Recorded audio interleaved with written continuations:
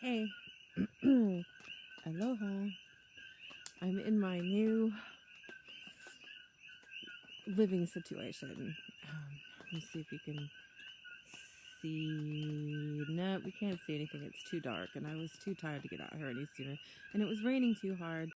But instead of hearing the roar, the jet engine roar of Fissure 8, or the bombing eruptions of the early days of this months ago,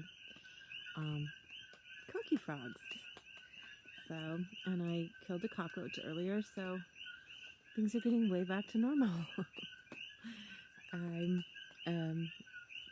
went to FEMA today. It was a really long day. I've pushed myself way too hard.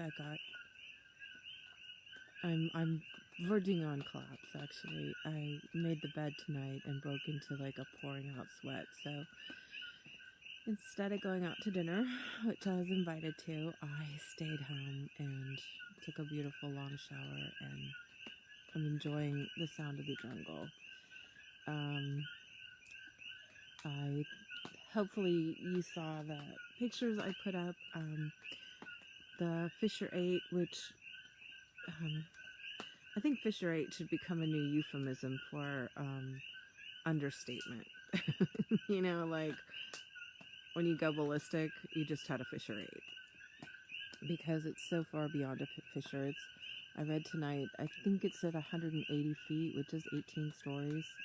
And, 2 months ago that was flat, basically, and quiet and jungle.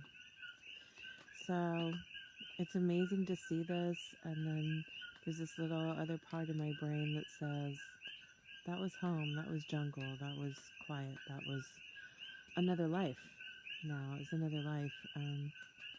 This is, I've said it before, but there's a difference with a lava eruption because everything's gone. And it's gone. So tomorrow they're opening up Highway 130, which is awesome because that's the road down to Uncle Robert's and to the little bit of coastline that we have left in Lower Puna. And I'm starting to accept in some ways that I'm not going home. I still want to go home. I know it's not the same as it was, but it was mine, and I went through a lot there, and I fought to be there. And I was really on the verge of it becoming, what I had imagined it could become. And so the days when I go to FEMA or have to deal with any of these agencies are the hard days, because they're the days when they ask the hard questions like, what do you want to do? What's your plan? Because they don't want to impose their plan on us. They want to give us an opportunity if we have already made a decision to support that. But not many of us already have a plan, so I'm feeling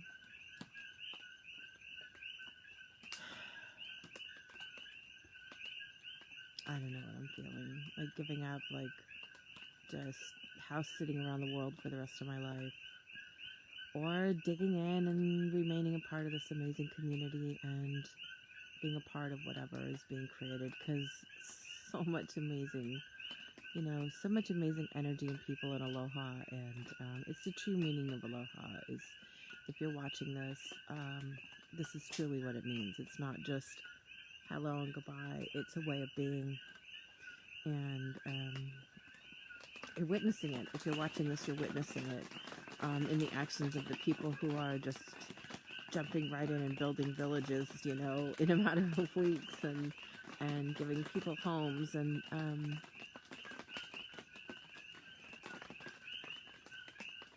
anyway, the house I'm in is really nice.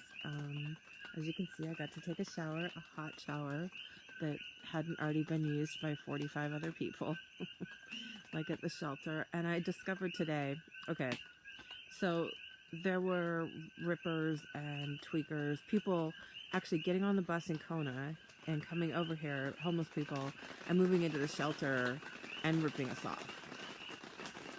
I didn't think I was one of the ones who'd gotten ripped off, but today when it started raining in the vortex of Pahoa, when it was crazy cyclone, weird energy, I realized somebody had mechanically removed one of my windshield wipers.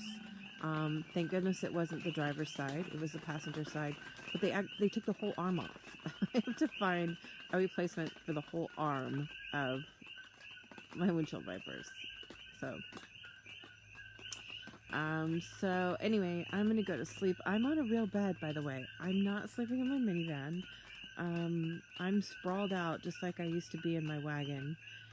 Lily is upset. One of the dogs chased after her the other day, and even though she kind of won the battle, she scratched the crap out of him.